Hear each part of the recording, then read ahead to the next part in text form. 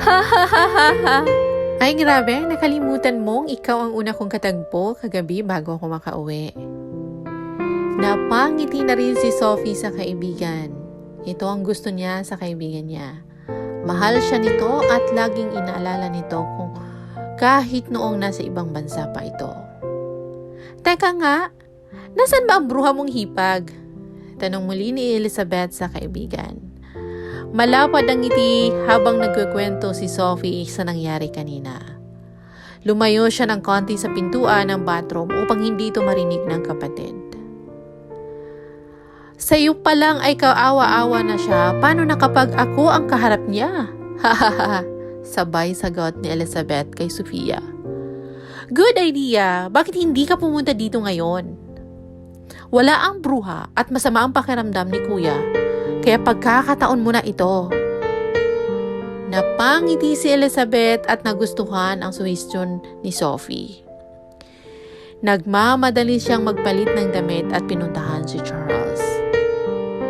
Hindi na rin nabura ang ngiti sa labi ni Sophie kahit wala na sa kabilang linya ang kaibigan. Inilapag na sana niya ang cellphone ng kapatid sa kama nang biglang may nag-message. Napamulat siya nang makita ang galing iyon kay Stella. Hindi na niya binasa ang buong message at nagmamadaling binura, makita niyang bumubukas ang pintuan ng bathroom. Nangihinang nakahiga si Stella sa hospital bed. Hindi pumayag ang doktor na hindi siya ma-confine dahil delikado ang kanyang kalagayan. Iha, hindi mo ba tatawagan ang asawa mo upang may magbantay sa'yo? Untag ng doktor kay Stella. Pilit na ngumiti si Stella sa doktor at sabay sabing, nag-text na po ako sa kanya, Doc. Nakangiting tumango lamang ang doktor sa dalaga. Nakaramdam ito ng awa sa bagong pasyente at nahalatang hindi naalagaan ang katawan. Napabuntong hininga si Stella nang wala na ang doktor. Muli niyang hinamplos ang impis ng tiyan niya at kahit papano'y napangiti siya. Sa wakas, magkakaroon na sila ng anak ni Charles.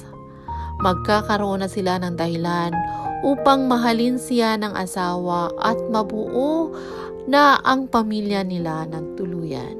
Mabuti na lang at naagapan ang pagbubuntis niya. Hindi niya alam na 5 weeks na pala siyang buntis. Ang kailangan niya ngayon ay iba yung pag-iingat upang hindi mahulog ang anak na nasa sinapupunan niya. Ipapaalam mo na ba yan sa asawa mo? O ako nang magsasabi sa kanya na buntis ka? Mabilis na nilingon ni Stella ang lalaking kanina niya kasama at umiiling na lamang sa mga nangyayari.